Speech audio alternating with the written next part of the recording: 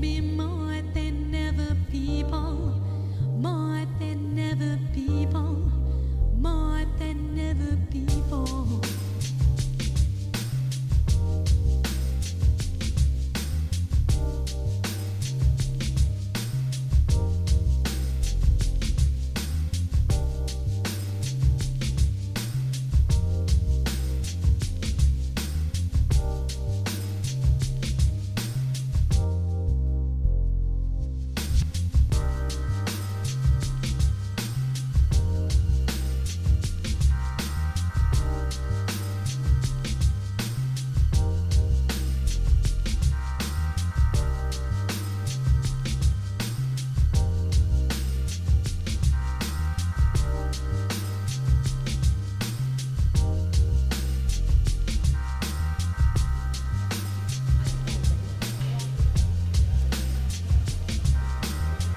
Listo, empezamos.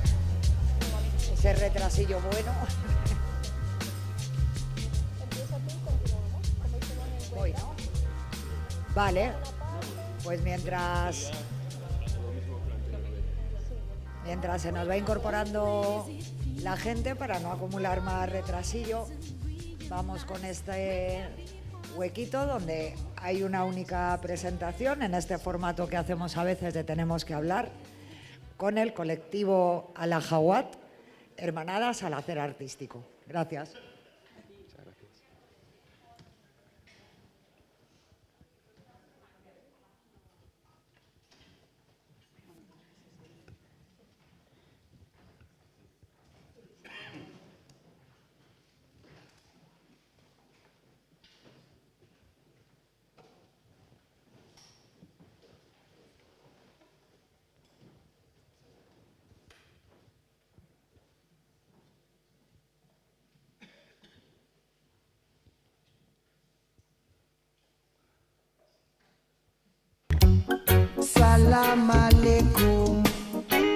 Esta conferencia parte de la idea de habitar el espacio virtual de Discord como si fuera un salón, un espacio compartido entre el trabajo y ocio, donde el conocimiento se genera de manera situada, fragmentaria y afectiva. A partir de esta experiencia, la propuesta traza un paralelismo entre el uso de plataformas digitales y la configuración de los espacios domésticos en muchas casas migrantes o racializadas. El salón de invitados, siempre ordenado y preparado para el de afuera, y el salón cotidiano, donde se vive, se descansa, se habla en confianza y se acumula el desgaste de los días. Se comparte y se buscan formas de apoyo dentro del colectivo. Ambos espacios, el físico y el virtual, revelan una arquitectura emocional y política que habla de cómo se negocian las apariencias, las narrativas, las expectativas, la productividad y las formas de apoyo en contextos atravesados por la diáspora que habitamos. En esta propuesta, abrimos el salón y abrimos nuestro Discord a vosotros, compartiendo un archivo de saberes que hemos estudiado desde la experiencia y desde la resistencia. La intervención plantea preguntas sobre qué significa estudiar, investigar y crear comunidad desde estos salones metafóricos. ¿Cómo nos cuidamos en la complicidad de lo no público? ¿Qué tipo de conocimiento se genera en estos márgenes digitales y domésticos? ¿Cómo puede una plataforma como Discord convertirse en un espacio anticolonial de pensamiento y vida compartida? ¿Cómo se mantiene un colectivo? ¿Qué herramientas de apoyo hemos aprendido y queremos conseguir? También significa soltar el control, escuchar lo que descoloca, dejar espacio para lo que no cuadra con nuestras metodologías y marcos de referencia. No queremos ser portavoces.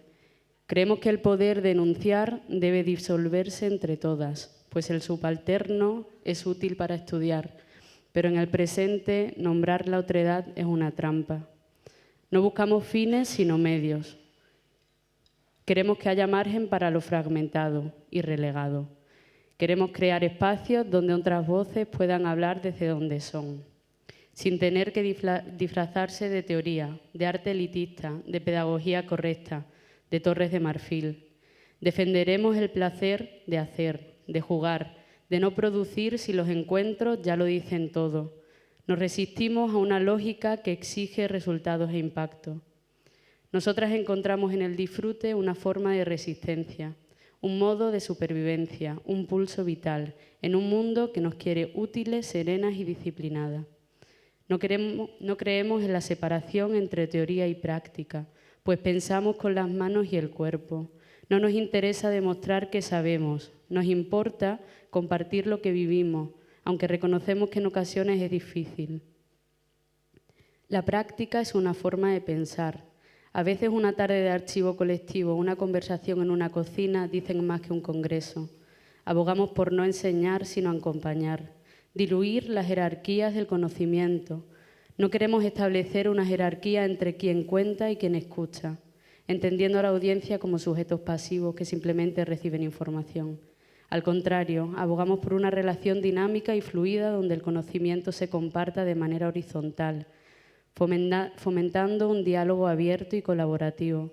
Creemos que el saber no debe ser una transmisión unidireccional, sino un proceso colectivo en el que todas las voces aportan, se cuestionan y se transforman mutuamente.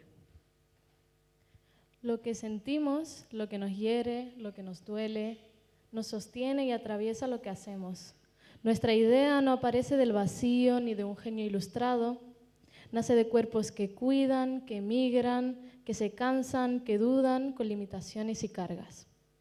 Nuestras obras nacen de la fricción de vivencias, de encuentros y experiencias compartidas. Pensamos junto a los días, un Notion nos ubica en una agenda ajetreada, una exigencia y una responsabilidad que se reparte para no ser pesada.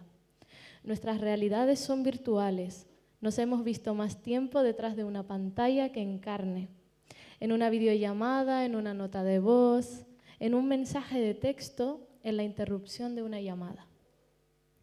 Surge el cuidarnos y cuando una no puede hay otra que sostiene. Y si no hay fuerzas, hay pausas.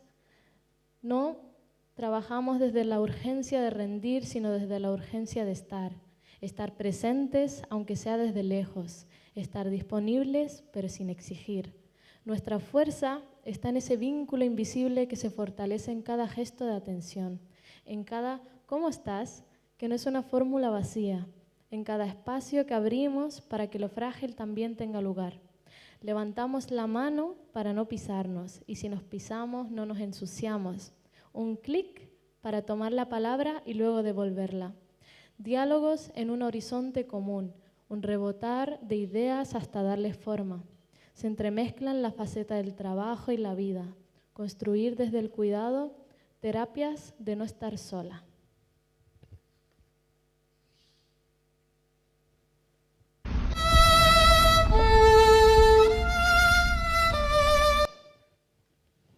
Por la autovía, lut, y adelantando por la izquierda nuestra forma de relacionarnos, de cuidar tanto lo personal como lo profesional, genera atmósferas de comunidad, de cuidado mutuo, que nos conducen a un triunfo bienestar, que no es únicamente individual, sino también colectivo.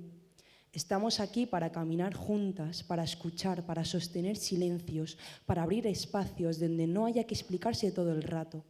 Acompañar también es aceptar que no todo tiene una forma clara, que hay cosas que solo aparecen cuando no las exigimos. Nos dedicamos a cuidarnos mediante el conocimiento mutuo, reconociéndonos y valorando el contexto que cada una de nosotras atraviesa. Entendemos que cada historia, experiencia y perspectiva es fundamental para construir un entendimiento profundo entre todas. Y a través de diversos medios, ya sea una obra artística, un texto, una reunión o incluso un juego, buscamos acercar nuestras vidas, creando espacios de encuentro donde las diferencias se convierten en puntos de conexión.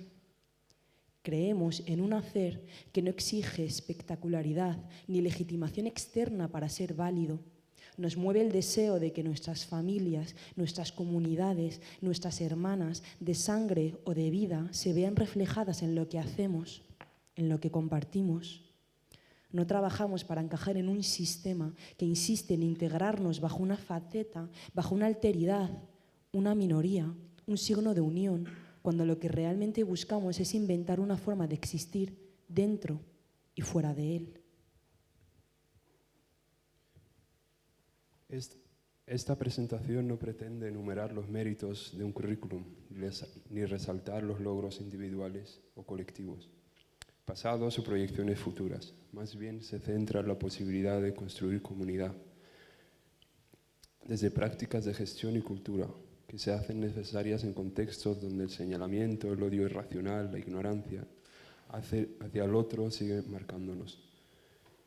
Todas hemos crecido en la academia y dentro y fuera de ella, habitando ese lugar intermedio, ese fuera de marco. Nos movemos en el entre la práctica y la teoría, entre el centro y sus márgenes, entre la resistencia y el saber legitimado. Extrapolamos lo personal a lo comunitario.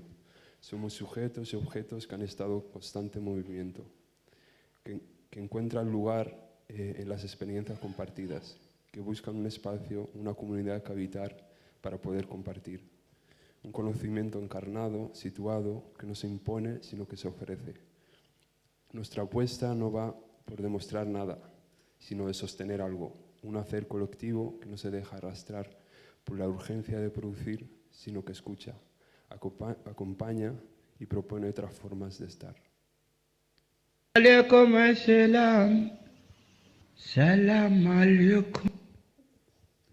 Bueno, este sería como una especie de manifiesto, nuestros pilares para trabajar entre nosotras.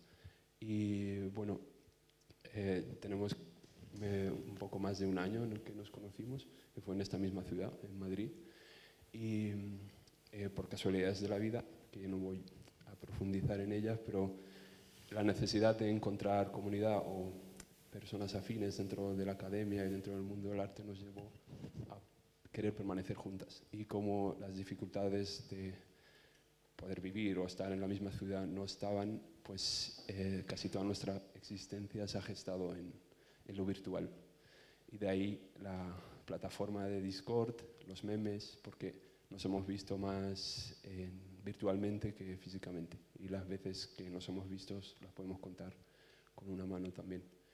Y bueno, antes de entrar, queremos generar como un conversatorio horizontal, trasladar nuestras propias conversaciones a este espacio, que podáis intervenir también, y explicaros las diferencias de estos salones, que en Discord tenemos como dos plataformas, un espacio de ocio y uno que es de trabajo, como más formal, como podría ser este espacio ahora mismo. Entonces, las casas marroquíes tienen un salón que es el de las visitas, que está limpio, está impoluto y está siempre preparado para las personas que vienen por sorpresa. Y está otro que está mucho más consumido, más desgastado, con los colchones más usados, con todo más usado. Y ese espacio es mucho más vivido, con más restos familiares, con más presencia y no apariencia. Entonces, dividimos ese espacio, tenemos espacio de ocio porque veíamos necesario también el conocernos entre nosotras y trabajamos mucho desde la experiencia y era necesario. Entonces nos juntábamos para hacer convocatorias, pero había una parte que era el de conocernos entre nosotras, que también era necesario y con este sistema lo hemos ido implementando. Nos juntamos para jugar, para hablar, para hacer terapia. Sobre todo para hacer terapia realmente. Sí. Sí, no, yo iba a decir que el audio del principio es de Karim, que falta aquí, que está en Barcelona y que no ha podido venir, pero que forma parte del colectivo. Y poco más en realidad, lo ha contado todo Yusef. Hacemos mucha terapia y antes alguien ha dicho que había venido aquí a hacer terapia gratis. Yo creo que nosotras nos juntamos en realidad creo que fuiste tú. O sea, fuera de broma, sí que nos ha servido para hacer, porque estamos dentro de la academia, fuera de la academia, dentro de circuitos del arte, fuera de circuitos del arte, pero lo que más nos importaba en realidad era cómo sostenernos a nosotras mismas dentro y fuera de todos estos círculos que muchas veces, ya no por cuestión incluso racial, que evidentemente también, pero por una cuestión que para nosotras vertebra todo, que es la clase. Y es algo como que hemos estado hablando también y nos hemos sostenido y seguimos sosteniéndonos gracias al apoyo mutuo y bueno, es que habéis terminado la última mesa hablando de los cuidados y de los afectos. Me gustaría puntualizar, por mi parte por lo menos, no desde un afecto teórico, que creo que en los últimos años el tema de los afectos se ha capitalizado académicamente una barbaridad. Yo no voy a decir que estoy en contra, ¿no? Pero bueno, podría decirlo. Porque creo que, o sea, que al final los afectos y los cuidados no hace falta teorizarlos. O sea, cuando habéis estado hablando de barrio, cuando hemos estado hablando de familia, o sea, del que el cuidar no es simplemente el tenernos en cuenta, y eso es lo que estamos haciendo en el colectivo, más allá de cualquier tipo de teoría. Realmente también decir que esto surgió porque cuando se formó el colectivo, de cabeza empezamos a trabajar y toda esa parte de vínculo y de conocer nuestras vidas y también acompañarnos no estaba nada presente. Y con tanta carga de trabajo y también las vidas personales, ya empezábamos a percibir el entorno del colectivo como un entorno de mucha carga, de mucho trabajo, y muchas veces nos costaba entrar, y ahí empezó también esta cosa de pedir mucho perdón. Perdón por no estar, perdón que no llego, perdón que ya anímicamente no me veo capaz de estar en tantas cosas, y ahí empezamos como una cosa que es 1 euro a la ducha para cada persona que pide perdón. Totalmente, ya llevamos en una semana 10 euros. Y la persona que más pide perdón es Aisha. Lo señalamos. Pero literal por Pido toda- perdón. Perdón que llego tarde, perdón que no puedo, perdón que esto. Respira.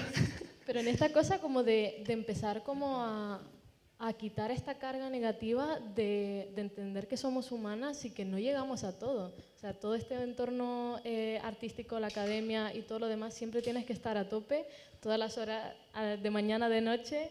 Y creo que hemos heredado también como estas sensaciones y este ritmo, y como empezar como a ralentizarlo y aceptar que también tenemos que llevar unos parones y estar más presentes o menos presentes en proyectos, nos hizo poder finalmente, después de 1 año, poder conocernos como personas y no como trabajo ni como compañeras de colectivo, sino como las amigas que pudimos haber sido de pequeñas en un entorno donde nunca estuvimos rodeadas de la comunidad. Entonces fue como una cuestión muy valiosa y que recién estamos aprendiendo. Y no nos va mal. También es verdad que muy pocas veces nos hemos reunido realmente para preguntarnos cómo estamos, ¿no? A todos nos gusta aparentar y a todos nos gusta decir puedo, tienes esta tarea pendiente, la voy a hacer, a lo mejor me duermo a las 2 de la madrugada, pero la voy a hacer. Y sin embargo creo que desde aquí, sobre todo, que al final la mayoría pues seguramente trabajéis en grupo, motivaros a preguntar por el otro, no a preguntar lo que ha hecho, sino de verdad, ¿cómo estás? Estoy aquí, o sea, estoy para escucharte, no solamente estoy para ver lo que haces o para evaluar o analizar tu tarea, porque al final acabas desgastando mucho todo lo que haces y acabas como cumpliendo simplemente por la necesidad de que se te valide. Y es algo que en el mundo del arte está muy presente y es algo que nosotras intentamos romper. Y también un apunte que a lo mejor no tiene mucho que ver con el tema de la entrega, sino más con el tema de...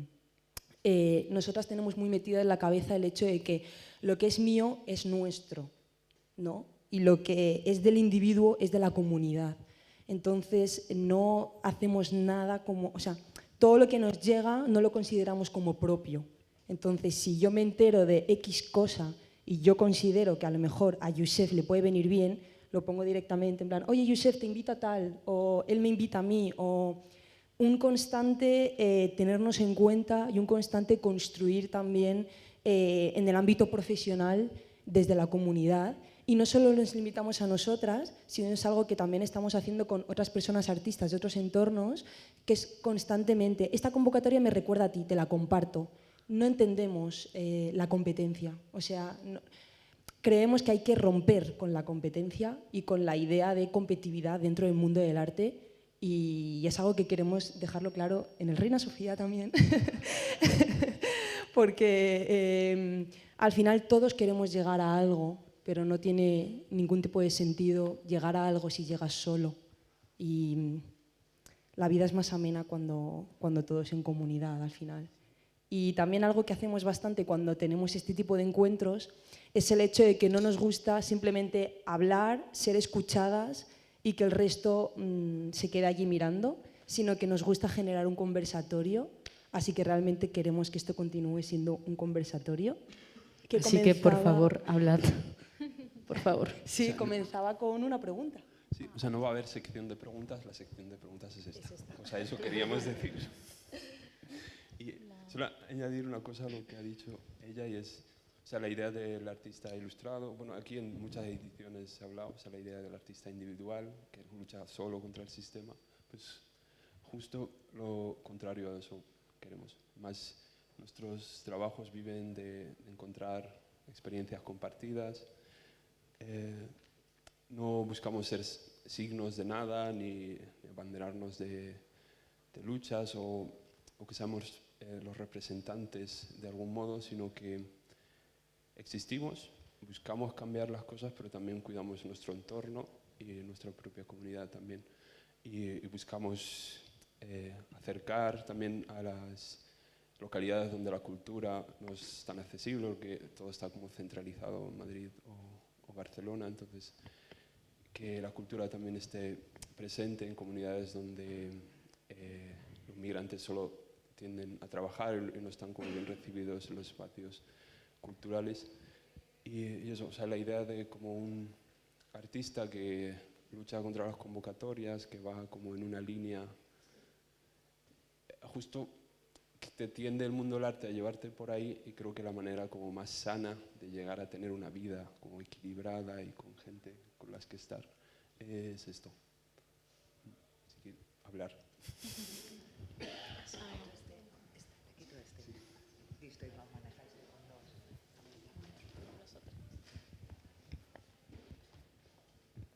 Bueno, enhorabuena por la presentación, una sensibilidad exquisita.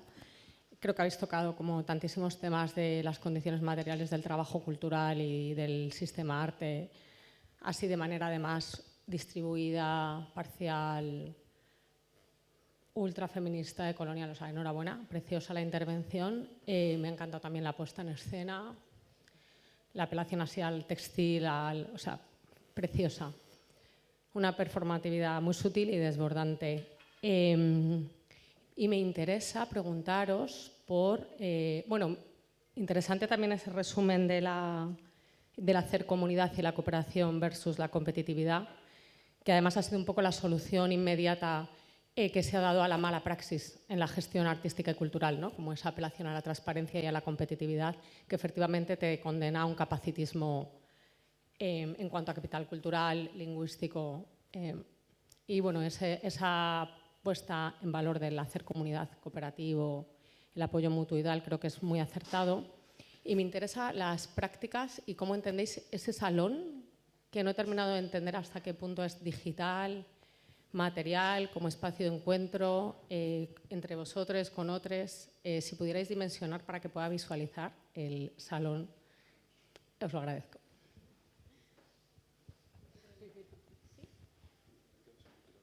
Bueno, un detalle que es muy típico de los salones marroquíes es el hecho de que siempre hay un elemento clave que es el té. Entonces nosotras, siempre que vamos a un encuentro, da igual donde sea, tanto si es en Madrid o en Barcelona, llevamos té y lo hacemos allí. Invitamos a que la gente, si nos dice, se ha acabado la tetera, ¿me llenas otra? Te hago otra. Sobre todo el hecho de tratamos, cuando es en espacios físicos, de crear un espacio seguro para todos, donde todo el mundo tiene la posibilidad de decir lo que piensa, que no se siente juzgado, que es algo que al final, dentro de las familias, es complicado de tratar, ¿no? Porque siempre tratas de decir, o sea, las cosas políticamente correctas, no dices mucho lo que piensas, ocultas tu información, ocultas tu verdadera opinión e incluso ocultas tu verdadera forma de ser. Y en este tipo de espacios tratamos de hacer justo lo contrario. Aquello que te da miedo decir, compártelo, porque la persona de al lado, que a lo mejor no te ha conocido nunca, va a pensar lo mismo, se va a sentir totalmente reflejada y acompañada. Y la clave realmente consiste en construir ese tipo de red entre personas que no tienen nada que ver, de todo tipo de nacionalidades, y darnos cuenta, o siempre llegamos a la conclusión de que todos hemos pasado por lo mismo, hemos vivido lo mismo, tenemos sensaciones, experiencias exageradamente similares, y eso acaba convirtiendo ese espacio en un salón de casa, sin querer. Y también sumar a eso que, como hablamos de los dos salones, en ese primero donde casi que tienes que ocultar como toda tu vida y todo el bienestar y demás en los espacios de trabajo, como es para nosotras el Discord, bueno, el Discord no, el WhatsApp, el Notion, que es también como una aplicación para una agenda, el correos, Instagram muchas veces, son espacios donde siempre hemos tenido que anteriormente fingir como esta productividad y estar constantemente atentas a los mensajes, produciendo, organizando fechas y por eso el trasladarlo a Discord o trasladarlo a espacios físicos nos hacía como a partir de esta excusa del té y de encontrarnos poder de alguna manera como mostrarnos más de manera como más vulnerable y horizontal. Al final conectamos siempre con el resto desde las vivencias y desde lo vivido de alguna manera. Y por eso normalmente lo que hacíamos era, aparte del té, llevar siempre fragmentos de lecturas de autoras racializadas, donde hablaba pues, de todas estas cuestiones, dificultades que se afrontan en el día a día, y a partir de ahí surgían conversaciones muy que de alguna manera se desdibujaba todas estas fronteras de los países, de las etnias, de los pensamientos de alguna manera como que suelen ser como muy concretos. Y para nosotras eso era muy valioso y siempre como que para nosotras es importante no entender que nosotras vamos a hablar por toda una comunidad, sino generar espacios donde todas puedan hablar y que ninguno se lleve el protagonismo, sino que sea un aprendizaje mutuo, exacto. Sí, o sea, creo que hay como dos espacios. Nosotros coexistimos en lo virtual con nuestras reuniones, tanto por invitaciones de gente o por exigencias de algún proyecto que tengamos que trabajar y a veces pues, para hablar. Y luego todos estos espacios de encuentro que tenemos, la mayoría los solemos llamar encuentros entre ajawats, como encuentros entre hermanas. Y muchas veces lo que hacemos es integrarnos entre el público. O sea, y los que llegan tarde o los que no nos han visto no saben quién es el que gestiona o quién está organizando esto. Entonces solo encuentra gente hablando en torno a una lectura o una cosa así y se difumina todo ese protagonismo de yo estar hablando frente a un público. Entonces no sabes quién es el gestor y como son experiencias tan cercanas invita a mucha gente a participar y invita a soltar y a sentirse en un espacio seguro y a poder expresarse como libremente. Ay, perdona. Bueno, me habéis oído.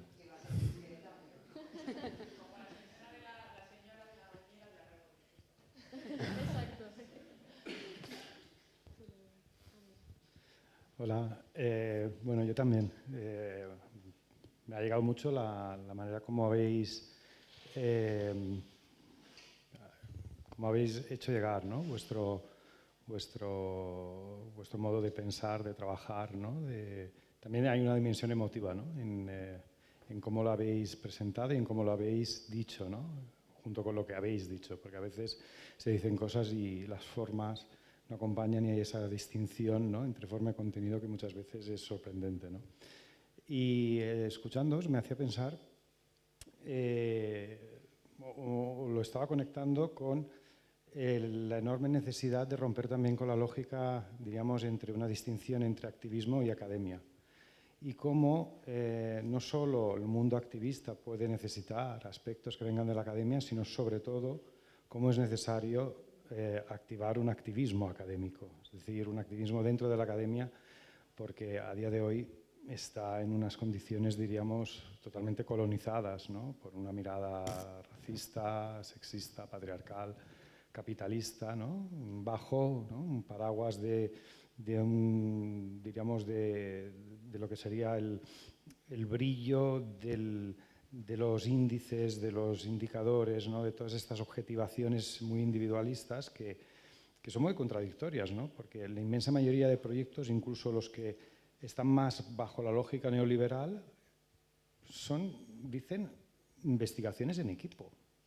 Entonces, claro, aquí al final, ¿de qué estamos hablando? Porque si es en equipo, entonces, ¿qué es? ¿En equipo o es un ejército de personas que están al servicio de una universidad estratificada en la que hay muchas horas de vida que dedican muchas personas para que unos cuantos, básicamente hombres blancos, estén en la posición de élite y que además digan que es por sus méritos, ¿no? Entonces creo que, no sé, a mí me habéis hecho pensar en que es activismo académico el que estáis haciendo, no es solo un activismo hacia afuera, sino también un modelo, ¿no?, de apoyo mutuo hacia adentro que tanto creo necesita la universidad y la gente que trabajamos en la universidad, sobre todo porque estamos muy sometidos y sometidas a esta lógica tan fragmentadora e individualista, ¿no? Nada, gracias.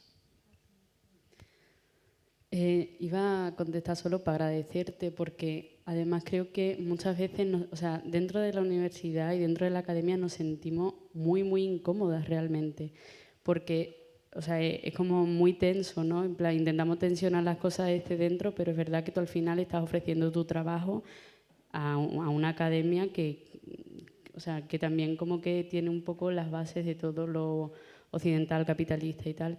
Entonces, agradecerte tus palabras, decirte que haremos lo que podamos desde dentro, pero sí, yo creo que también una de las cosas que más nos mueve y que muchas de nuestras investigaciones han salido desde ahí ha sido la falta increíble de referencias que hay dentro de la academia, porque es que tú acabas, en nuestro caso hemos hecho Bellas Artes y Diseño, y es que terminas cuarto de carrera y haces el máster y te han nombrado, si acaso, a una persona. Y te nombran a Shirin Neshat y ya está.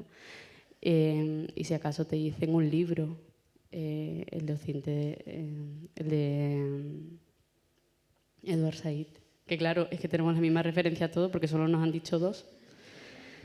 La forma en que lo dicen, todos lo dicen igual. Claro. No lo cuentan como de forma real, sino claro, su propia versión. no forma parte de en sí la clase, es como que te lo puntualizan y te dice, bueno, tú que estás interesada en tal, puedes consultar tal, pero no hay una clase en la que te hablen de eso y eso lo hemos notado muchísimo. Y da mucha pena, pero también es guay porque muchas de nuestras investigaciones han salido desde la falta de referencia. Por eso también, no es que nos forcemos, porque antes ha dicho Omi, que en las últimas cosas que hemos hecho nombramos y trabajamos libros de gente racializada, pero no lo hacemos como, metiéndolo metiéndolo con calzadores, porque forma parte del momento presente que estamos viviendo.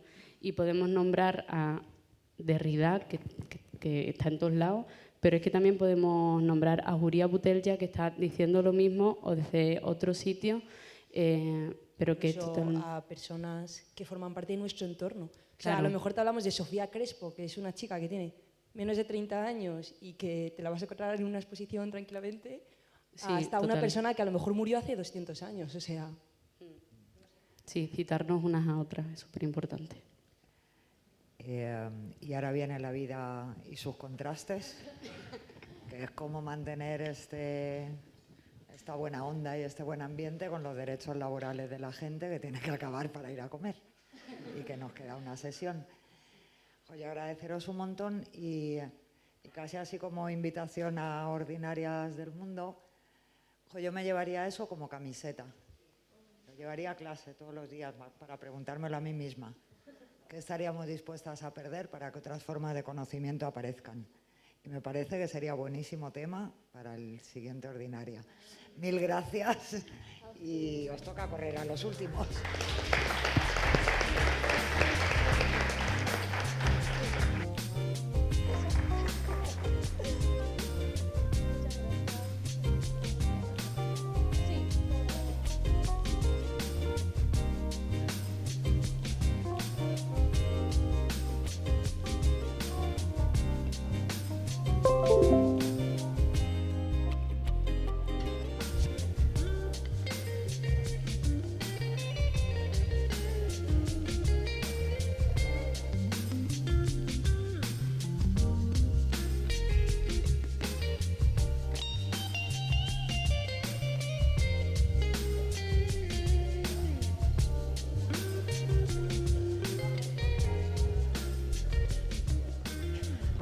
Vamos con la última de la mañana, que os vamos a pedir que corráis por contrastar con la anterior. Espérate que no se me abre el programa. Esto, sí, te cojo un momento. Ay. aquí. La última sesión se titula Huida pa'lante, pero ¿para dónde? Somos muy finas siempre poniendo títulos. Y tenemos dos intervenciones. A Manu Cabrera, que su comunicación es ante tanto avance, yo me voy al bosque. Y a Rubén Blanco, Más todo no es divertido y otras tantas ficciones sobre el Fediverso.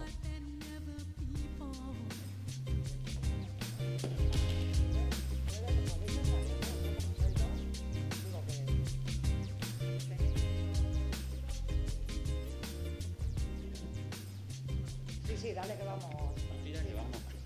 Hay que correr, hay que correr. Tú habla que ya te pillan. Vale. Hola. Bueno, pues eso, encantado.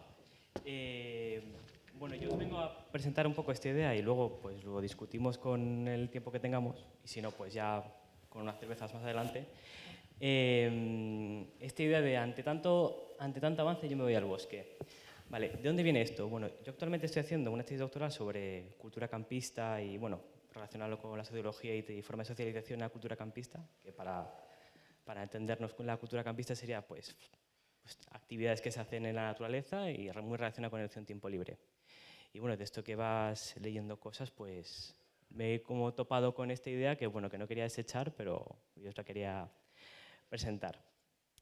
Esto de irse al bosque pues como una cierta como crítica a la modernidad, como buscar un refugio en la naturaleza porque bueno, tenemos como esta idea hegemónica de que en la naturaleza tanto está como lo puro, lo verdadero y al mismo tiempo está como lo salvaje y está como lo prohibido, pues como de cara a la modernidad, de cara a las normas sociales actuales, hay como pues ha habido como muchas corrientes juveniles y asociaciones como grupos de montaña que, bueno, que tiran pa'l monte para desconectarse o para conectar. Entonces, vamos a hablar un poco de esto. ¿Qué? Vale. No estoy acostumbrado a hablar con un micro, entonces. Pero... Sí. Antes de nada, bueno, os voy a poner un poquito de contexto para estar todos en la misma página, que de dónde viene esta romantización de la naturaleza y esta visión que tenemos de que es lo puro y que es precioso y que es una cosa pura y al mismo tiempo como que es salvaje y que está prohibido y que es incivilizado. Bueno, esto viene por la construcción de la estagnación por un lado, en esta romantización nacionalista de, bueno, pues en los paisajes, pues, en los montes alemanes está como el origen de la madre patria o en las Dolomitas italianas también, como darle un valor simbólico a la construcción de estos estados-nación durante el siglo XIX. Entonces como que fue ganando peso y fue ganando como un aspecto de la identidad del nuevo ciudadano que estaba construyendo. En ese aspecto, pues la naturaleza como una cosa de un valor simbólico potente. Y al mismo tiempo, de forma paralela, muy coetáneo, la revolución industrial. O sea, ante la mecanización del mundo rural y de las máquinas agrarias y de la explotación del capitalismo, pues hubo mucha población rural que fue despojada de su cotidianidad y de su día a día, que tuvieron que hacer un éxodo del urbano a tener que trabajar pues, en la industria, en las fábricas, entre polvo, humo y contaminación. Entonces también al mismo tiempo que se iba romantizando, que iba ganando ese peso simbólico, también había un sentimiento pues, de despojo o de nostalgia ante lo que antes era esta relación que teníamos con la naturaleza. Pues a lo mejor no tanto una relación tan hostil que tenemos ahora de verlo como un sitio de explotación y más a lo mejor como una especie de convivencia, una mirada más amable. Un ejemplo de esto fue pues, el movimiento ludita, que iban a destrozar máquinas textiles, en parte porque les decían que les quitaban el trabajo y también pues, como una crítica a estos avances que iban tan acelerados que no estaban dispuestos a asumir. Esto, o sea, por un lado, pues, la construcción de esta nación y la revolución industrial pues, nos crea a un nuevo sujeto humano y constituye un nuevo tipo de relación con la naturaleza. Que, por un lado, en plan, la relación ya pasa de ser pues, menos de cooperación, en plan, menos ver a la naturaleza como un sitio donde poder coger lo que necesito para poder vivir, como era un poco la filosofía de la Edad Media, y más un aspecto de dominación, de tengo que conquistar esas tierras vírgenes porque no ha pasado la mano humana o porque es salvaje. Tengo que yo poner mi bota encima de ella, tengo que colonizarlo. También en un sentido de explotación de los recursos, de en plan, tengo que sustraer todo lo que esto me da, tanto a nivel artístico, a nivel ideológico, a nivel material, para mi propio beneficio, porque claro, como estoy tan separado de la naturaleza, ha habido un cisma entre lo humano y lo natural, pues mi beneficio es propio y mío, entonces tengo que yo beneficiarme a lo máximo porque esto que es el bosque ya no hace parte de mi día a día. Y también, porque nos gusta nos gusta pensar en dualidades, también una construcción de lo prohibido en lo natural, en plan la barbarie, lo que se esconde, lo íntimo o lo prohibido. Y para ello os voy a poner 3 ejemplos. 3 ejemplos que, bueno, que han estado y a día de hoy pues siguen vigentes. A principios del final del siglo XIX y principios del XX, bueno, se creó el movimiento Scout, que, bueno, así a resumidas cuentas, pues fue un movimiento que necesitaban soldadesca joven y una forma de convencer a la población británica para alistarse fue pues, crear una asociación juvenil que fuesen a hacer campamentos y hacer como del ejército un juego. El punto es que la práctica de irse pues, a hacer un campamento scout, pues sí que de fondo tiene como un discurso de querer conectar con esta idea nacionalista, esta idea romántica de la naturaleza, porque es como propio de nuestra identidad, pero al mismo tiempo hay una idea, y de hecho hay una práctica de ejercitarse en la naturaleza. Los campamentos de scout, en su origen, estaban muy pensados para formar a la juventud, para instruirse, para ser futuros soldados, de cara a la Primera Guerra Mundial que está inminente. Aquí tenéis unos carteles que incitaban a los jóvenes scouts para alistarse a la Primera Guerra Mundial. Entonces, en este juego que hacían, pues, de hacer fuego, de descubrir técnicas de rastreamiento, de identificar señales, Morse, realmente era un entrenamiento dentro del espacio natural. Si alguien ha hecho un campamento, no hace falta que sea scout, pero si alguien ha hecho un campamento, incluso si ha sido monitor, la primera cosa que se hace cuando se hace un campamento de verano o un campamento de este tipo es delimitar la zona del campamento. O sea, en cierto modo estamos creando una frontera. ¿Estamos en un espacio natural? Sí, pero hay una frontera entre el campamento y lo natural que es lo exterior.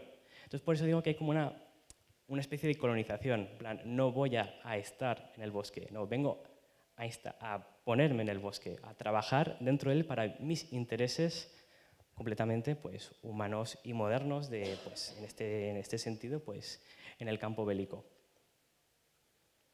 Esta es una foto y perdón la pronunciación porque no tengo ni el B2 de inglés, es Michael Candles, pero bueno, es el chico que inspiró luego la película Hacia rutas salvajes. Lo pongo de ejemplo con esto que os comento del campamento. Los scouts delimitan una zona, instauran una frontera clara, pero en este ejemplo, que sería pues, irse a mitad de Alaska a estar en la naturaleza, hay una diferencia porque él no delimita una zona clara, aunque a lo mejor de fondo sí que hay una idea de colonizar, pero creo que el punto de partida es distinto. En plan, no busca hacer una práctica para luego ejercitarse en la modernidad, como por ejemplo en el sentido bélico de los scouts, sino él como que buscaba un tipo de conexión con esta idea de la naturaleza como de lo puro, como buscar un tipo de conexión.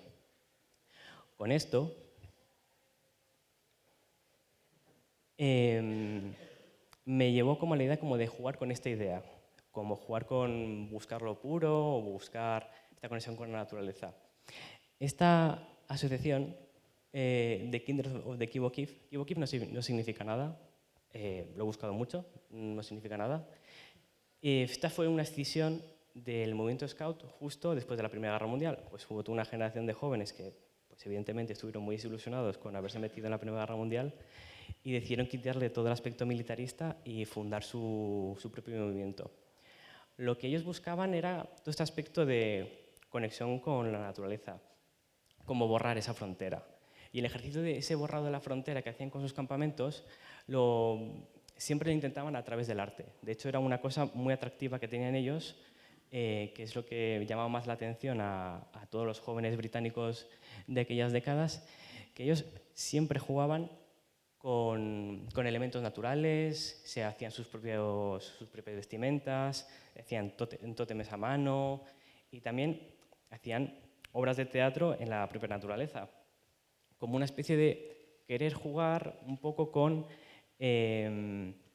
desmontar esta idea colonial que traían de los Scouts y como crear un nuevo tipo de, pues a lo mejor un nuevo tipo de hacer campismo, una forma pues a lo mejor de intentar conectar. También hacían pues rituales, en plan, pues, buscaban hacer rituales a lo mejor, pues tenían un ritual que era como la fecundidad o tenían rituales como rituales de iniciación a la edad adulta, que eran rituales que si los vemos en la Plaza de 2 de Mayo a lo mejor llamamos a la policía porque eran un poco extraños. Y con esto de hacer rituales también como buscaban el querer esconderse, en plan, buscar en el bosque un tipo de refugio, una intimidad que la modernidad no les podía dar. O sea, ellos de fondo tenían una crítica con eso. Decían que la modernidad estaba corrupta, que eran todo máscaras, que eran demasiados protocolos, que no podían ser ellos mismos. Entonces, ellos buscaban una forma de esconderse. Esta es una escena de con los ojos bien abiertos.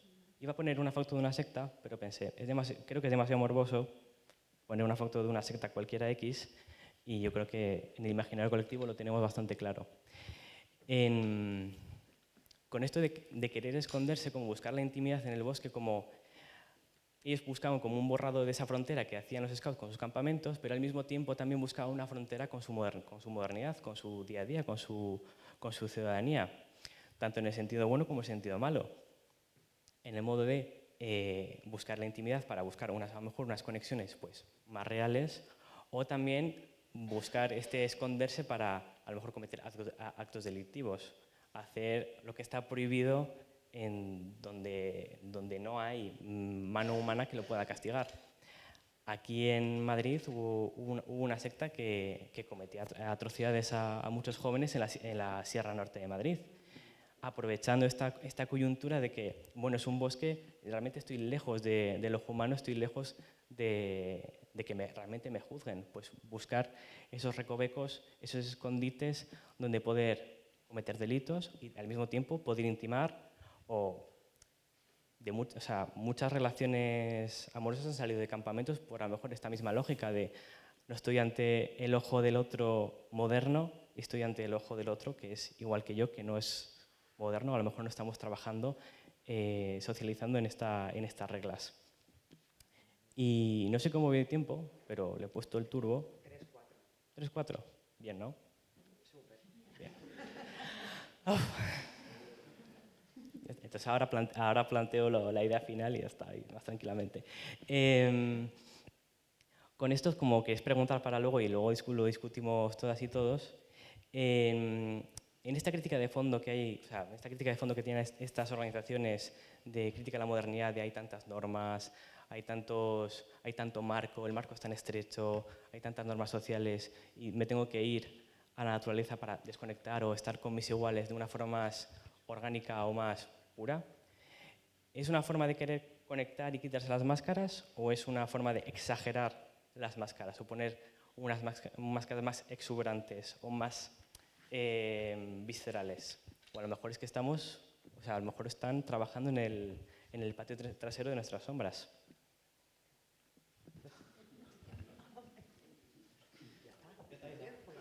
Perdón.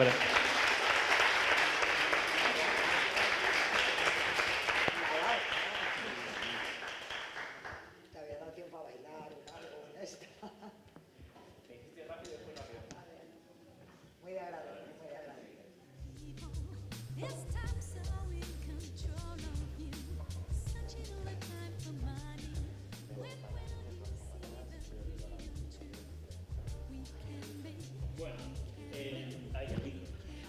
Lo primero, estoy súper feliz de estar aquí. El sábado pasado hacía mi debut como actor en una representación teatral y ahora estoy debutando como ponente en Ordinaria. 12 ediciones más una después, aquí estoy, en el escenario. Y en primer lugar quiero agradecer a Amparo, a Elena y a Antonio su labor. Si no os lo he dicho, os lo digo ahora públicamente, os quiero. Y la verdad es que gracias, muchas gracias por mantener, sostener y dar apoyo a esta iniciativa y aquí al que presenta.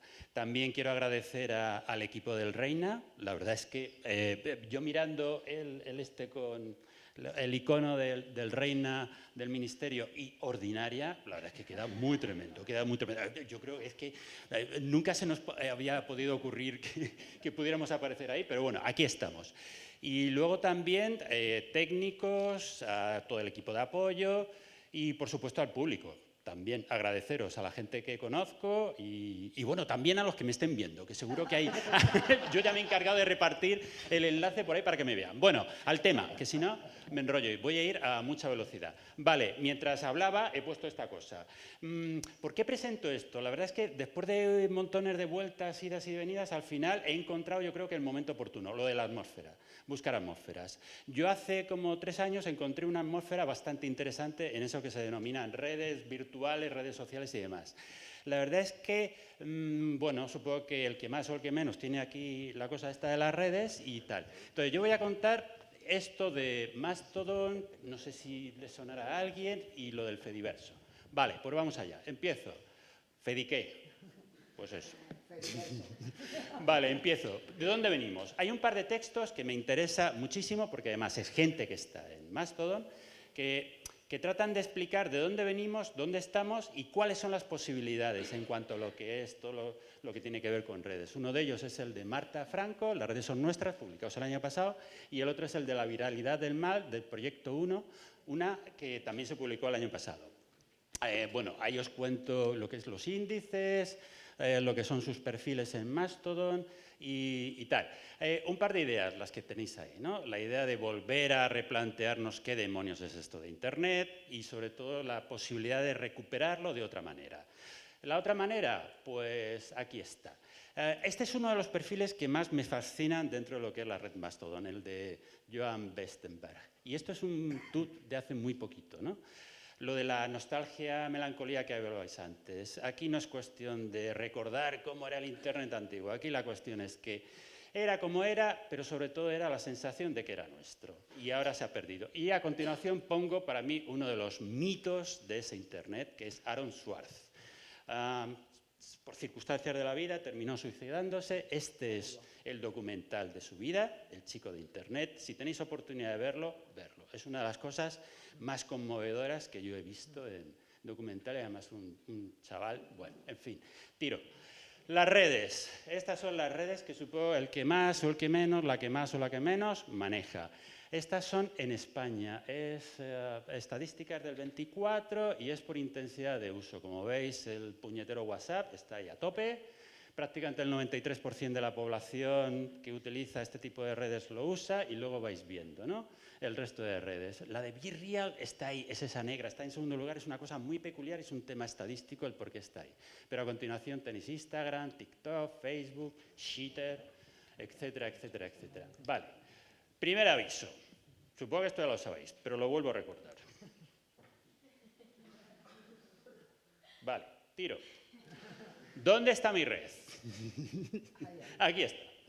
Vale, esta se hace famosa sobre todo a partir del señor aquel que tenéis ahí abajo, del melón mustio, cuando compra, se mete en el tinglado este de Sheeter en el 22. A partir de ese momento empieza a sonar una cosa que se denomina Mastodon. Bueno, ahí entre medias aparece lo que es la competencia, Blue Sky. Esta es Jake Graeber, que es la CEO de Blue Sky. Como veis, es una imagen radicalmente distinta a lo que es el señor Max, y por otro lado también una imagen que poco o nada tiene que ver con ese mundo extraño, friki y súper raro que es el Fediverso. Pero bueno, muy atractiva y muy atrayente el producto y lo que mueve esto. No voy a entrar en cuestiones de Blue Sky. Supongo que habrá gente que ya tiene perfil en esa red. Bueno, pues vaticino que de aquí a unos pocos años va a pasar lo mismo que con Shitter, con esa red. Venga, volvamos. En los inicios, todo esto tiene que ver con una cuestión que es protocolos, plataformas, software y fundamentalmente software libre o software de fuente abierta. Y ahí abajo tenéis la cosa poco atractiva de quién es el que monta todo el tinglado de Mastodon, que es Eugene Robko, que es Gargron en Mastodon. Ese es su primer tut, que es el primer tut de la red Mastodon en 2016.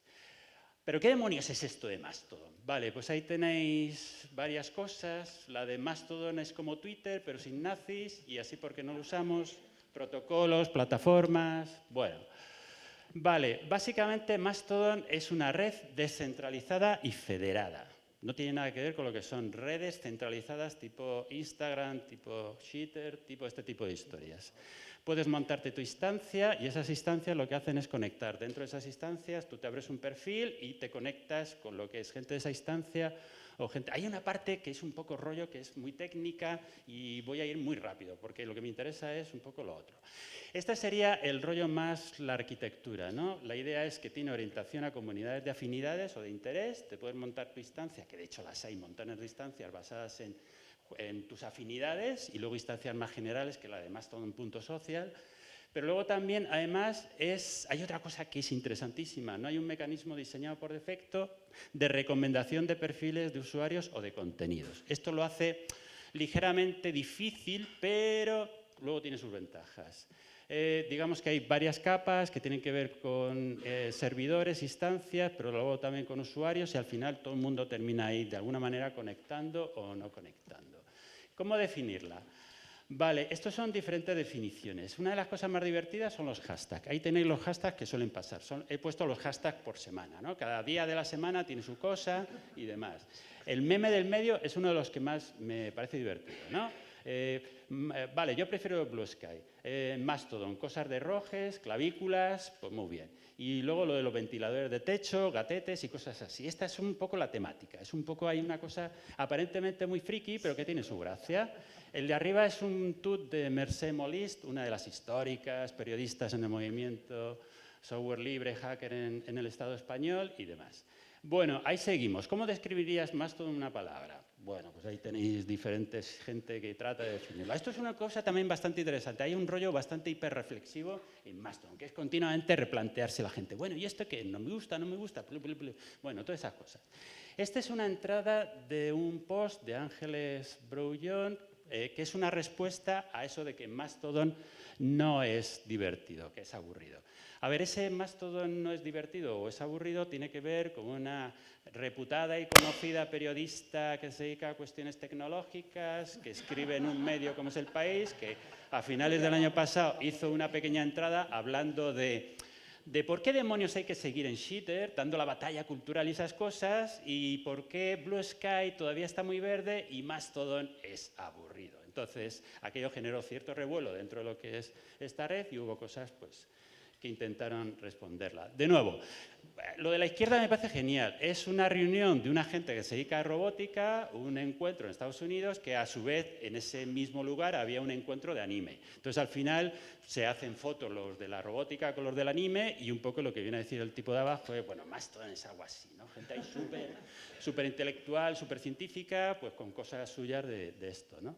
Bueno, Tiago Ferrer, que es este de la derecha, que es un perfil muy activo en Mastodon, él es periodista en El País y es uno de los que está dando la batalla, por lo menos en su medio, y un poco intentando hacer cosas a favor de Mastodon, ¿no? De perfiles. Y luego otro de los perfiles más divertidos que hay ahora mismo en Mastodon es el de Paroxia, el de Elías Fraguas. Si alguien entra en la cuenta de Mastodon, que por cierto, aquí está Aurora, que es otro de los perfiles dentro de lo que es el Mastodon nacional. Y además también es una de las personas que está detrás del movimiento Mi Nube Seca Tu Río, que es el... Mi río. Tu nube seca mi río, que es el gran movimiento aquí en España que poco a poco va plantando cara a todo lo que es el desarrollo de centros de datos, IAS y demás.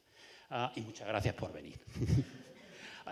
Okis, pero si es una red más, entonces, ¿por qué habría que probarla o por qué habría que esto? Bueno, básicamente ahí tenéis la portada de Mastodon. Ahora mismo hay en torno a 10 millones de perfiles, de cuentas en activo, bueno, ya sabéis. Y luego esto es de por qué razones, ¿no? Esto es de un trabajo, de un TFM del 2019 en el que planteaban diferentes cuestiones, ¿no? Basadas en encuestas y tal. Fundamentalmente por comodidad, privacidad, búsqueda de información, evasión social y apoyo. Lo de evasión social y apoyo. Esto es lo que a mí me interesa y sobre todo lo que enlaza con esta idea de Ordinaria 13. Generación de atmósferas y un poco lo que hemos visto a lo largo de ayer y de hoy, ¿no? Esto que se está planteando. Bueno, Mastodon es un servidor, bla, bla, bla. Esto sería la definición como más oficial, donde está alojado el código en GitHub y todo este tipo de cuestiones. Y además, ¿a qué me enfrento con lo de Mastodon? No solamente el Mastodon, es todo lo que tiene que ver con el Fediverso, que son diferentes plataformas, diferentes servidores, hay instancias que tienen que ver con vídeos, con montones de cosas. Bueno, ahí esto. Como voy a toda leche, no quiero parar. Vale, llegados a este punto, toca análisis. Esto sería la teoría, ¿vale? Esto es de un artículo del 2020 en el que vienen a plantear un poco qué demonios supone la irrupción del Fediverso frente a lo que es el Internet cada vez más comercial y corporativo. No me voy a parar mucho. Tiro para adelante. ¿Y ahora qué? La calle. Las cosas que me molan, que me interesan y que me preocupan. Como veis, la preocupación ahora mismo, o al menos en mi caso, tiene que ver con lo que es el complejo GAFAM. Privacidad, todo este tipo de cuestiones. Vale. Segundo aviso, importante. Este seguro que no lo conocéis, me lo acabo de inventar. Cuando algo resulta fácil, cómodo y no requiere esfuerzo ni fricción, es que eres perfectamente sustituible. Y esto tiene mucho que ver con todo el desarrollo de la inteligencia artificial. Cuando algo es muy fácil de usar, se convierte en algo que forma parte de tu vida, cuidado. Cuidado con esto, porque en un momento determinado pasa luego lo que pasa. Todo el proceso de automatización, sustitución y demás. Con lo cual, inteligencia artificial, vosotros mismos, pero yo en mi caso, no. Y además, me opongo. Y además. Vale, al tema. Voy a contar 3 cosas muy rápidas. Sí, sin problema. Algoritmos, control y comunicación orgánica. Algoritmos, no gracias. Este es un tut muy divertido del CEO, de comunicación. Es que siempre me ha un lío, el Community Manager, esto de Izquierda Unida, ¿no? Entonces puso ese tut. Dijo, si se te pasan nuestras publicaciones por el infernal algoritmo, lo pone en Mastodon, que no hay algoritmos. Vale, entonces la gente se le echó al cuello y el tipo dijo, bueno, compas, un sistema de ordenamiento cronológico que intercala retweets no puede ser otra cosa que un algoritmo. Vale, entonces... El único algoritmo que funciona en Mastodon son los gatos. Cuando ves un tut con gatos, rápidamente la gente retuitea. Ya sabéis, gatos. Para mí es uno de los grandes misterios de Internet, los gatos. Pero bueno. Ahora, en serio, la lucha por la autonomía digital es política, ¿vale? Todo esto que estoy diciendo, que aparentemente intento ser muy gracioso, muy simpático, en el fondo quiero que haya un trasfondo político muy fuerte, muy potente, ¿vale? Bueno, la línea del tiempo. La única ordenación, esto es cierto, la única ordenación que existe en Mastodon es la línea del tiempo, que además, de alguna manera, tú decides cómo organizas esa línea del tiempo, en función de las cuentas a las que sigues o en función de la instancia a la que estás. Van surgiendo tuts en tu aplicación. Básicamente hay 3 posibles niveles: la línea del tiempo de inicio, donde tienes las cuentas que sigues, la local, que es tu propia instancia, y la federada, que son las instancias federadas con la tuya. Esto es importantísimo. Hay un flujo continuo, interminable, pero efímero de tuts. Tut que no lees, bueno, luego lo diré. A no ser que haya alguien que lo retutee, que lo recupere, se pasa, desaparece. No hay recomendación. ¿Sabéis la locura esta del cheater de mira lo que te perdiste? Olvidaros, aquí te lo pierdes y tan tranquilos, ya está, no pasa nada. El FOMO, se acabó. Bueno, otra cosa. Esto no va sobre social media, esto va sobre control. Necesitamos una plataforma que no sea propiedad de intereses corporativos, ni orientada a la recopilación y venta de información personal, ni a la monetización de la experiencia social a través de una despersonalización agresiva y el servicio de la publicidad.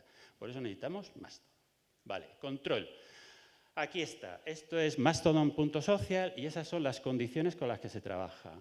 Estas son las reglas en el servidor, eso es lo que se persigue y estos son servidores moderados excluidos. Directamente los moderadores de Mastodon deciden que hay determinadas instancias, ¿vale?, que son excluidas. Son bloqueadas o son desfederadas. Pueden ser instancias nazis, como hubo en el 20, ¿no?, con Gap. O, por ejemplo, toda la locura con Threads, de Meta, de Zuckerberg, que Threads, si os suena, es una red que utiliza protocolo ActivityPub. Y entonces, cuando Meta dijo que iban a lanzarla y para ser federada con Mastodon, prácticamente todas las instancias, todos los moderadores de Mastodon decidieron desfederar Threads. No te llega nada, a no ser que tú lo busques. Por lo tanto, moderación de instancia, bloqueo de usuarios, desfederación, control colectivo, hay muchísimo debate sobre normas, sobre maneras en las que se modera. Y por otro lado, control individual sobre lo que es la propia actividad. Tú decides quién te sigue, a quién bloqueas, a quién sigues, pero también decides quién responde a tus tweets, poner advertencias de contenido, todo ese tipo de cuestiones. Y sobre todo otra cosa importantísima, texto alternativo, el alt text. Cada vez que alguien pone un tweet con una imagen o un dibujo, prácticamente define, escribe la descripción, teniendo en cuenta que puede haber muchísima gente que por circunstancias no lo vea, ¿vale? Sobre esto también hay mucha polémica. Hay gente que se queja, joder, ya están los pesados diciéndome que no he hecho esto. Bueno, ¿qué le vamos a hacer? Es una idea que tiene que ver con una red de integración, ¿no? Vale, y por último, comunicación orgánica. Cháchara en todos los lugares. Estas imágenes tienen que ver metafóricamente con qué demonios es Mastodon. Como veis, puede ser de alguien simplemente que se ha abierto un perfil y está viendo pasar la vida, a gente que tiene intereses de alguna manera o simplemente yo qué sé, lo de charlar o de reunirte, ¿no? Esta del medio sí que me parece que es la representación visual más interesante de lo que es Mastodon. Gente que se reúne a hablar de sus cosas y luego hay alguien que se va de un lado para otro o alguien que habla con el otro, independientemente del sitio en el que esté sentado. Vale, ya termino. Lo social, la socialidad emergen en Mastodon a través de un proceso de remediación entre la estructura técnica, aquí me pongo un pelín, repelentemente intelectual, académico, código, infraestructura y las interacciones sociales que se producen en dicha estructura, usuariado. En fin, termino. La comunicación sigue los ritmos de la cotidianidad. Aquello que cada quien define como importante y como efímero es tan efímero e importante en tanto que la comunidad permita que siga fluyendo gracias a un FAB o a un boost, o se pierda sin más. Topología, extracción y escala, tampoco me voy. Y esto es una cosa interesantísima. Una de las reivindicaciones de la gente del Fediverso o Mastodon es la recuperación de la calle, la recuperación del contacto directo. Y esta es una iniciativa de un Fedipaseo por Madrid. Vale, Fedipaseo también está explicado qué demonios es y esto será el 7 de junio a las 5:30. Habrá gente que se, ¿cómo se dice esto? Se desdigitalice, se desvirtualice. Estas son las quedadas antiguas de toda la vida, con los blogs y este tipo de cosas. La magia de nuestra contemporaneidad. Así que eso, pues nada, hasta luego, gracias y gracias por el pescado.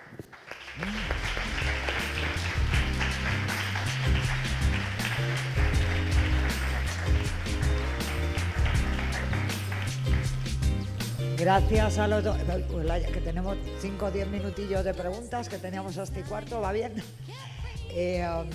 Gracias por la rapidez a todo el mundo. Bueno, muchas gracias a los dos. Quería preguntarle al primer compañero si habías explorado algo sobre esa relación entre lo natural, lo urbano y la encarnación de ese cuerpo, ¿no?, que intenta transgredir, pero que al mismo tiempo encarna valores nacionales en el campo y en el deporte y en el esfuerzo, con el tema de género, porque me preguntaba, ¿no?, también por el surgimiento de las Girls Scout y todo el tema también de ese cuerpo-nación femenino. No, vamos muy bien de tiempo, cogemos varias preguntas y luego pasamos a vosotros una ronda. Vale, pues muchísimas gracias. Yo pensaba que las dos ponencias estaban unidas porque cuando he visto lo del bosque hay una teoría que es la teoría del bosque oscuro en lo digital, que sale en Proyecto Una, ¿no? Y entonces es la idea de irse de las redes mainstream y de ese Internet visible a espacios más pequeños, más amables, precisamente esa atmósfera de la que habla las jornadas, ¿no? Y entonces me gustaría que Rubén explicara un poco qué opinas sobre la teoría que presenta en Proyecto Una al final de su libro, hago spoiler, sobre el bosque oscuro. Yo tengo una pregunta para Rubén. Sí, es respecto al... No sé si crees que Internet en algún momento fue libre y si crees que puede hacerlo. Yo me imagino que especialmente antes de las redes sociales, Internet era un poco más abierto, ¿no? Era cuando todo era más abierto, cuando se podía construir, era participativo. No sé si es una intuición mía o si crees que eso existió y que si pueda existir más adelante.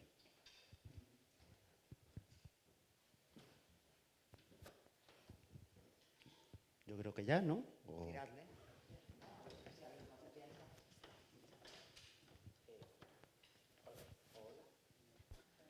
Ahora, gracias por la pregunta.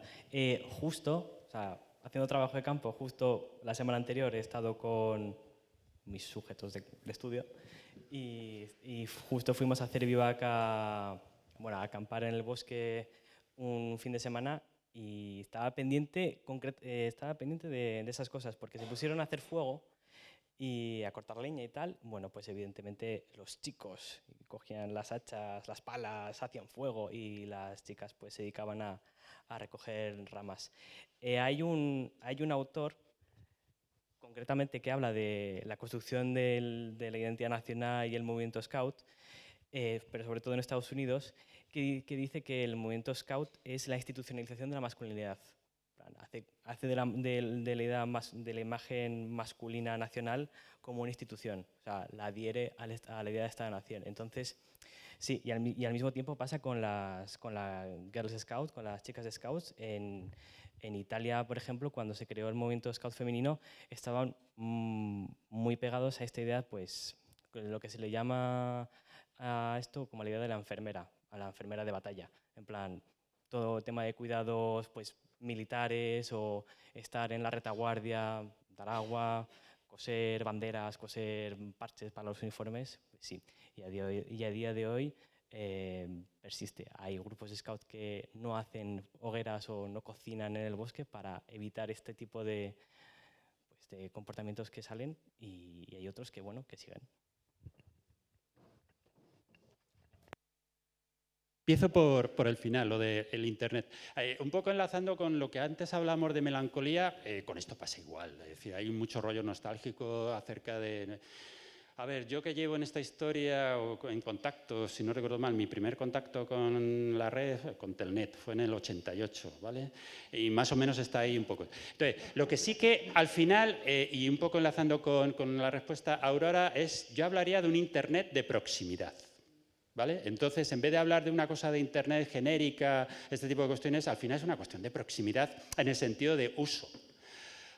Y en ese sentido, digamos que yo creo que no quedan más opciones que encontrar nichos o encontrar espacios, y yo al menos desde hace como 3 años he encontrado este espacio, que son espacios que te permiten desarrollar, que te permiten encontrar gente, encontrar historias como muy agradables. Más allá de eso, por ejemplo, la campaña esta de venga, dejar de usar Instagram o dejar de usar este tipo de historia, no tiene sentido. No tiene sentido porque, bueno, cada uno lo usa de una manera, con unos intereses, que es un poco lo que ponía al principio, ¿no? Lo del aviso, pues ¿qué lo vas a hacer, no?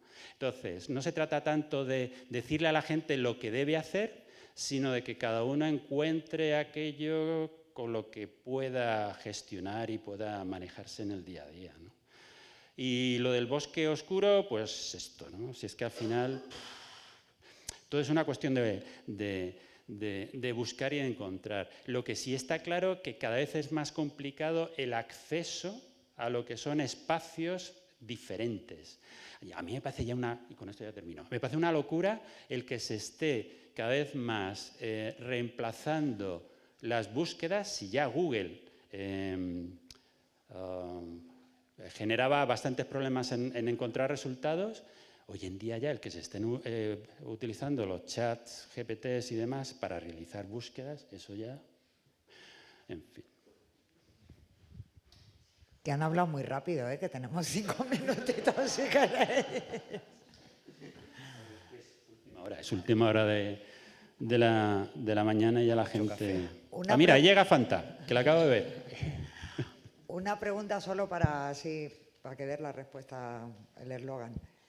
Digo, porque a mí una de las cosas que me preocupa es como desde el desconocimiento, ¿no? Los debates que se dan ahora reivindicando, ¿no? Alguna gente, lo de una red frente a la privatización de las redes sociales y así, una red del Estado, una red pública del Estado. Que dice, ¿dónde vais, animales? Al revés. Al revés. Pues acláralo. Al revés. De hecho, una de las cuestiones importantísimas en relación a lo que pueda ser Fediverso o Mastodon es que es código, fuente abierto, software libre y además esto lo puede implementar. Personalmente, en mi caso, yo he implementado 2 instancias. Una a pelo, alquilando un VPS, metiendo el código y tal, y lo conseguí. Me costó, pero lo conseguí. Y ahora mismo ya hay empresas que se dedican a gestionarte, a darte la instancia, llave en mano, y tú la gestionas. Imaginaros si este tipo de iniciativas pudieran llegar a universidades, a la administración. Es que es flipante el que la administración pública se comunique con la ciudadanía a través de redes privativas. O sea, en fin. Solo un comentario que va en lo mismo. Puede que nos parezca loco una red pública o no, pero desde el momento que estamos viviendo unos tiempos de digitalización obligada, que nos viene además impuesta por nuestras instituciones y la Unión Europea, es lo que no tiene sentido. Que estemos obligados a pasar por los procedimientos digitales y que no hay otra alternativa para todos los trámites con la administración pública y que lo tengamos que hacer con redes privativas, eso es lo que no tiene ningún sentido. Mira, el otro día Fanta, que justo acabo y le cito, publicó un tuit en el que hablaba de maltrato tecnológico. Y de repente me voló la cabeza. Todo eso que hemos estado machacando al personal con lo de la brecha digital, que si hay que actualizarse, que si tal, que si cual, no es brecha digital. No es una cuestión de desigualdad en términos de la gente mayor que se tiene que poner las pilas, las mujeres que usan poco, tal. No. Es que es maltrato tecnológico hoy en día. Pensar, por ejemplo, en la locura de los bancos. Pero pensar también en la administración, esto que estás diciendo. Es decir... Y sobre todo cuando la administración implementa mecanismos privativos para acceder a ella. ¿Y qué tipo de cosas?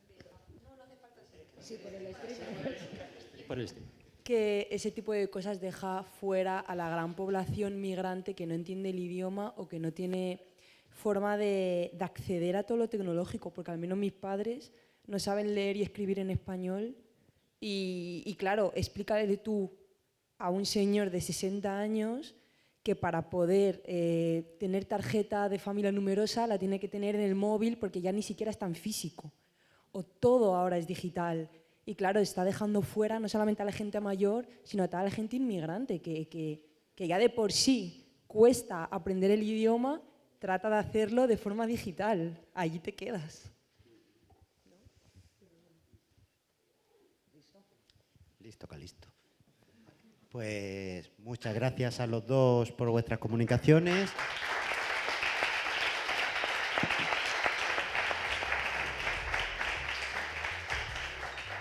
Paramos por esto de comer y estos vicios que tenemos. A las 4 reenganchamos con la siguiente sesión.